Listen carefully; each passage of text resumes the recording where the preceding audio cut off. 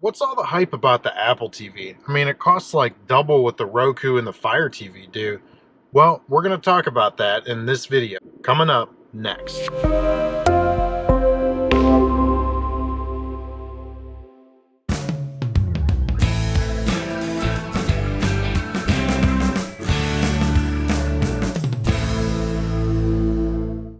So, you have a smart TV, right? But the interface is not that good. So, you're thinking about getting a Roku, a Fire TV, or maybe an Apple TV. But you want to know why the Apple TV is so darn expensive. Today, in this video, we're going to talk about the Apple TV 4K, why it's so expensive, and why you may or may not want it in your home. By the way, if you're wondering why I'm doing this review from my car, go check out my channel. You'll find the answer to that there. So one of the first things you'll notice when you go to the website is that there's different options for Apple TV.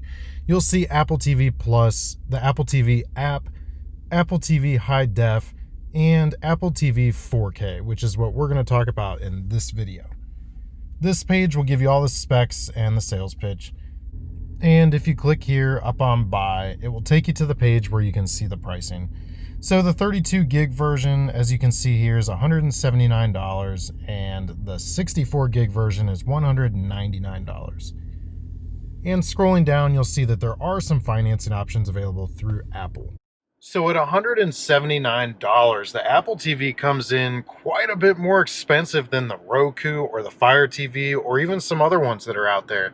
So why is it that it's so much more expensive? The Apple TV honestly has so much more power underneath the hood than what they've even unlocked it to do. It uses the Apple A10X Fusion chip, which is the same chip that was found in the iPad Pro, I think in 2017. You can almost think of it more like a little baby Apple computer. Honestly, with the chip that it has in it, the RAM, the graphics card, and all other things considered, it's more powerful than a lot of computers out there. So you might ask yourself, well, why do I need it to be that powerful? The Fire TV and the Roku seem to work just fine. There's a couple of reasons for that. We'll talk about it in this video. But for one, I think it's smart on Apple's part because this device can be unlocked to do so much more in the future. That's something Apple's been big on for a long time. Ever since the first iPhone, they've talked about how they want to create their devices to where you can download new software on it and unlock all the new features that the newest version has. Also, 4K content is really hard on a device. For example, this video that you're watching right now is about 60 gigs of 4K content. And this is just one video. I'm sure you're going to watch more videos after this, and who knows, you might even put on a movie or something. 4K content is very heavy. It's hard on a processor and it's a lot to stream. So a device that's dedicated to streaming this type of content really does need to be pretty powerful if it's going to span the test of time. Beyond all that, the Apple TV has some other capabilities too. A lot of people don't know that it can actually be used as a home hub for Apple HomeKit. That, paired with the fact that you can share your screen from any of your Apple devices, is pretty much why you're seeing this on a smart home channel. It's not so much that the Apple TV is just that much better than the Roku or the Fire TV, because I'm going to tell you the truth, I really don't think it is. But I still think it was worth buying it because I think it fits in really well with a smart home setup. Let's talk about the design of the Apple TV. On the back of the device, you'll find 3 ports. One for Gigabit Ethernet, one for HDMI 2.0A, and one for your power. Now, the power is actually built in, which is pretty awesome. So there's not going to be a separate power adapter, just a cord that plugs straight into the wall. Across the device, you'll find sleek design. It's got this matte black finish all across, except for the Apple logo, which is a shiny black. And the cool thing is, if you feel it, it's not engraved. It's just a different finish. On the front of the device, you'll find nothing but a small LED indicator light that turns on when the unit is turned on. Next, let's talk about the specs and functionality of the Apple TV. In typical Apple fashion, the Apple TV packs some pretty impressive power right out of the box. Apple TV supports dual band Wi-Fi, and both bands can be used at the same time. The Apple TV uses Bluetooth 5.0, which can be used for a number of different things, from the remote control to plugging in a keyboard and it can also be used for the smart home capabilities if you use it as a home hub. Now, a topic of much discussion is the remote control for the Apple TV. A lot of people really don't like it that much, and I'll admit I'm not a huge fan myself. It's not terribly user-friendly, but I don't really mind it either. I mean, it's fairly simplistic. I don't even use the remote. I actually just use my phone. You can put on your iPhone a little icon in your settings menu that will take you directly to a remote that you can use, and it connects via Bluetooth. Now, the remote that comes with the Apple TV has both infrared and Bluetooth, and that's because those protocols are used for different things. The Bluetooth communicates with the Apple TV, and the infrared would be used if you wanted to use it with different Apple products like your Mac or something different.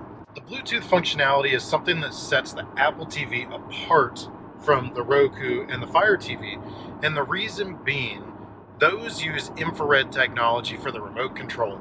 So if you want to put the device in, say, a networking room or somewhere that's not, fairly close to the TV, you might start getting some spotty reception with your remote.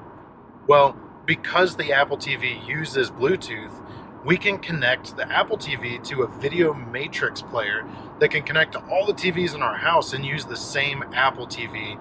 And you can use the remote from any room in the house and it's going to connect. Now, screen mirroring is probably one of the biggest features of the Apple TV that tipped me over the edge to buy it.